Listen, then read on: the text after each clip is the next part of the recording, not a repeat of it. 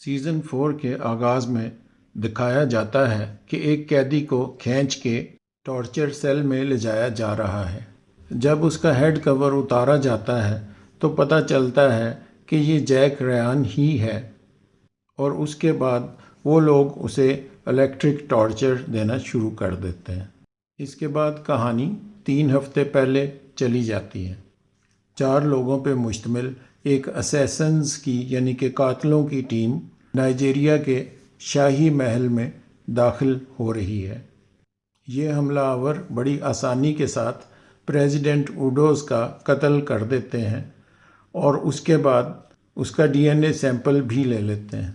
اس team کا commander, جس کا نام والٹرز ہے، وہ ایک ریموٹ جگہ پہ چھپ کے بیٹھا ہوتا ہے اور قتل ہوتے ہی وہ ٹیم کو اس کے حال پہ چھوڑ دیتا ہے اور سارے کمیونیکیشن سسٹم سے ڈسکنیکٹ کر کے غائب ہو جاتا ہے، اور پھر وہ چاؤ فا کو فون کرتا ہے جو کہ میانمار میں موجود ہے، اور فون کر کے وہ اس کو بتاتا ہے کہ اس نے اپنے ٹارگٹ کو ختم کر دیا ہے۔ جیک رائان اور سی آئی اے کی ایکٹنگ ڈائریکٹر الزبتھ رائٹ دونوں امریکہ کے پریزیڈنٹ کے ساتھ میٹنگ کر رہے ہوتے ہیں، اور میٹنگ کا ٹاپک یہی مرڈر ہوتا ہے۔ قاتلوں کی ٹیم میں سے ایک قاتل جو پکڑا جاتا ہے اس کا تعلق امریکہ سے ہے۔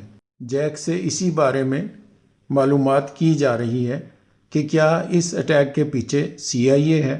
جیک کو اس بارے میں پکا پتہ نہیں ہے، سو وہ وعدہ کرتا ہے کہ وہ انویسٹیگیٹ کرے گا۔ جیک کو ابھی حال ہی میں سی آئی اے کے ڈپٹی ڈائریکٹر کا ایکٹنگ چارج ملا تھا، سو اس چارج کو کنفرم کرنے کے لیے امریکہ کے سسٹم کے مطابق ایک سینٹ کی کمیٹی کے سامنے پیش ہونا ہوتا ہے۔ وہ کمیٹی اس سے سوال کرتی ہے اور اس کے جوابات سے اگر وہ مطمئن ہو تبھی وہ ایکٹنگ ڈائریکٹر کا چارج لے سکتا ہے۔ سو وہ اس کمیٹی میں بیٹھا ہوا مختلف سینیٹرز کے سوالوں کے جواب دے رہا ہوتا ہے۔ مین سوال یہی کیا جاتا ہے کہ کیا اس اٹیک میں سی آئی اے انوالو ہے یا نہیں ہے۔ وہ پھر اپنی اسی بات کو دہراتا ہے کہ وہ انویسٹیگیٹ کرے گا کہ سی آئی اے میں اگر کوئی کرپشن ہے یا جہاں جہاں کرپشن ہے اس کو تلاش کر کے ختم کیا جائے، لیکن وہ نہیں بتا سکتا اس سٹیج پہ کہ کیا یہ مرڈر سی آئی اے نے کیا ہے یا نہیں کیا ہے۔ اس پہ ایک سینیٹر اس سے سوال کرتی ہے کہ اس نے رشیا میں جو کام کیا تھا اس سے پہلے وہ بالکل ان آتھورائزڈ تھا، اس کی کسی قسم کی لیگل بیکنگ نہیں تھی، تو یہ ایک اچھی بات نہیں ہے۔ سی آئی اے کے ڈپٹی ڈائریکٹر کے لیے یہ ایک اچھی چیز نہیں ہے، یہ پارٹ آف دا سلوشن نہیں ہے بلکہ یہ تو خود ایک مسئلہ ہے۔ یہ سینیٹر یقیناً اس کو ڈپٹی ڈائریکٹر بنانے کے حق میں نہیں ہے۔ دوسری طرف میکسیکو میں ایک مذہبی جنونی جس کا نام چاویز ہے، اس نے پیریز کارٹل کے باس کے دونوں ہاتھ کاٹ دیے ہیں اور اس کو ایک ڈبے میں رکھ کے وہ ایک دوسرے کارٹل کے باس جس کا نام مارکویز ہے اس کے پاس لے کے جاتا ہے۔ چاویز کا مارکویز کے پاس جانے کا مطلب یہ ہے کہ اب سارے کارٹل ختم ہو گئے ہیں اور مارکویز کا ہی کارٹل کنٹرولنگ اور مین پوزیشن میں ہے۔ چاویز اپنا یہ گفٹ مارکویز کارٹل کو پیش کرنے کے بعد ان کے ساتھ اپنی ایک بزنس ڈیل سیٹ کرنے کی کوشش کر رہا ہے۔ بعد میں اس مووی میں ریویل کیا جاتا ہے، بعد میں یعنی کہ پتہ چلتا ہے کہ چاویز اپنے ان سرگرمیوں کے ساتھ ساتھ سی آئی اے کا انڈر کور ایجنٹ بھی ہے، وہ سی آئی اے کے ساتھ بھی کام کر رہا ہے، اور اس کی اپنی ایک ٹیم اس نے بنا رکھی ہے جس کے اندر اس نے کمانڈوز بھرتی کیے ہوئے ہیں۔ واشنگٹن میں جیک اور جیمز بیٹھے ملر کی فائلز میں کچھ تلاش کرنے کی کوشش کر رہے ہیں۔